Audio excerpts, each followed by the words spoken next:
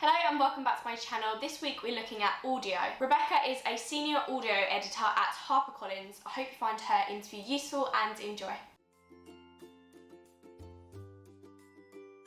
Hi there, I'm Rebecca and I'm a senior audio editor at HarperCollins Publishers, and I look after the imprints HQ Stories, Mills & Boon and Varshaw Children's Books. Now, as a senior audio editor, I have a role that takes on many different parts of the publishing industry. I publish over 200 books into audio every year. And I do everything from reading stuff at submission with the editors to see if there's anything potentially that would work well in audio. I attend the acquisitions meetings. I go to the marketing and sales meetings to ensure that audio is part of the marketing campaign and that our digital sales team has all the information they need to sell our titles to our online retailers. I do casting, I do studio scheduling, yeah, a little bit of everything. And that's one of the things I really love about audio is that no day is the same, no week is the same. Some weeks I'm in the studio all week, some weeks I'm doing admin. There's never a dull moment, and I really love that variety in my role. So I have all the meetings. Being in audio means you wear a lot of different hats. You have to be a part of a lot of different processes. So I attend acquisition meetings, I attend pitch meetings. I don't attend the meetings that are very specific to the book, like cover art and title and scheduling. But I do attend marketing meetings and sales meetings to make sure that audio is part of the campaign. And then there's audio specific meetings, there's the audio team meeting, there's meetings I have with individual editors to make sure that they're across what I'm doing with their list. And then there are sort of more audio and digital sales based meetings that I attend as well. So many meetings indeed.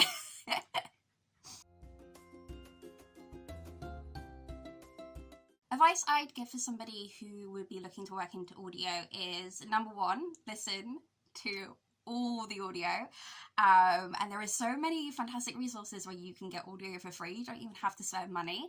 Highly recommend listening to podcasts that do new and fun and interesting things. Highly recommend seeing if your local library has an app where you can borrow audiobooks, which is again completely free. Look at the stuff that's trending on the major retailers, and yeah, just listen to loads of audio, because you're not gonna have these like amazing ideas and this sense of the industry unless you're listening. You don't have to spend money to do so. Also recommend just going for it. I think a lot of people are held back by the fact that they don't apply for roles because they feel like they're underqualified or they need to be perfect before they apply. Go for it. Like, the worst thing that can happen in an interview is they say no. And that's not a very bad thing at all. And it's completely worth it for the interview experience, for getting a sense of what they're looking for. By the time I interviewed for publishing, I'd already done so many interviews for jobs I didn't care about, shop jobs and working in a kennels and all these jobs I was doing just to pay the way rather than being a career I was particularly passionate about, which gave me the advantage of when I did apply for a job that I really wanted, I wasn't overwhelmed by the sort of mistakes I'd made previously because I'd already made them.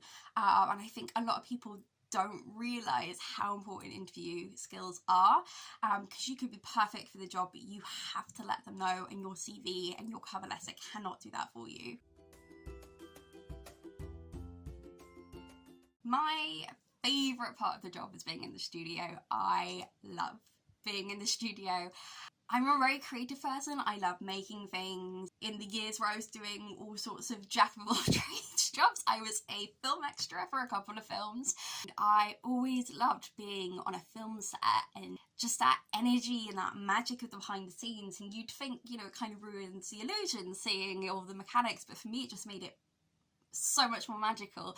And I get that same feeling every time I'm in a studio.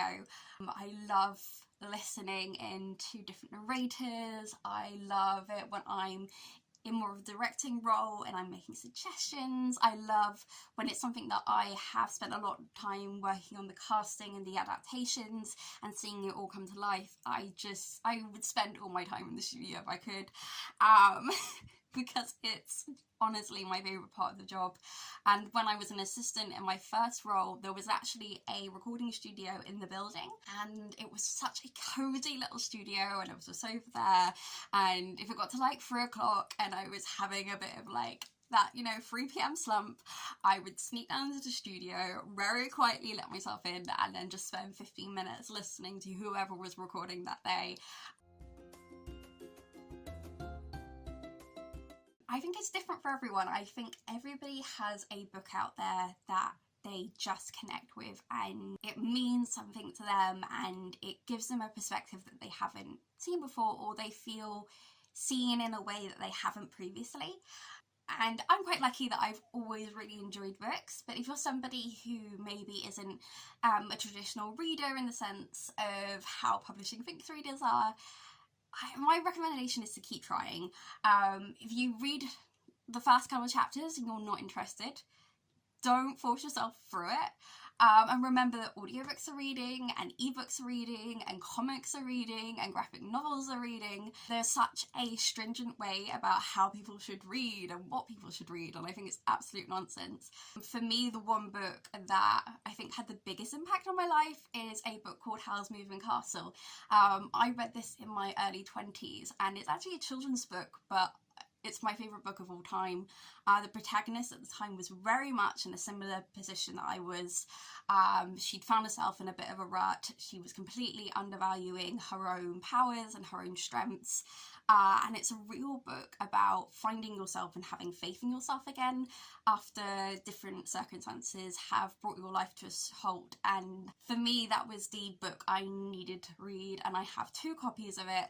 I have one very, very dogged copy that I read in the bath and all the pages are warped, and then I have a second copy which isn't pristine in the slightest, but it isn't as bad as the bath copy.